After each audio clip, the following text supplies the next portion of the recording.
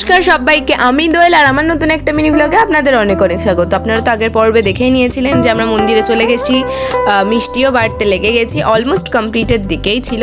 ততক্ষণে দেখলাম ভক্তরাও এসে গেছে আর তারপরে আসে মানেশ্বর বাবা। নিয়ম অনুযায়ী স্নান করার পর তারা সবাই ভক্তরা সবাই মিলে লাইন দিয়ে প্রণাম করে শিব ঠাকুরকে আগে, তারপরে প্রসাদ নিয়ে যে যার মতন বাড়ি যায়। তো তারপরে এখানে লেগে যায় প্রচণ্ড ভিড়, যার জন্য আমি আর ভিডিও কন্টিনিউ করিনি। আমি বললাম আগের পার্টেই আগের বছর থেকে আমাদের সাথে আরও একজন ভক্তদেরকে মিষ্টি খাওয়াচ্ছে, সেই মিষ্টিটা উপরে রাখা ছিল। তো যাই হোক, এখন সমস্ত ভক্তদেরকে বিতরণ করা হচ্ছে মিষ্টি। আশেপাশে যারা দাঁড়িয়েছিল লোকজন তাদেরকেও শেষ মুহূর্তে দেওয়া হয়েছে, প্রত্যেক বছরই দেওয়া হয়ে থাকে। তারপরে বাড়ির জন্য একটু বাঁচিয়ে আনা হয়, তারপরে বাড়িতে আমার কাকিদের ঘর, আশেপাশে পাড়া ঠাড়ায় সমস্ত জায়গায় দেওয়া হয়, যারা নিতে আসে তাদেরকে দেওয়া হয়। তারপরে এখানে আমরা এখন মিষ্টি খাই। তোমাদের সাথে দেখা হবে নেক্সট পার্টে। বাই, সবাই খুব ভালো থেকো, সুস্থ থাকো।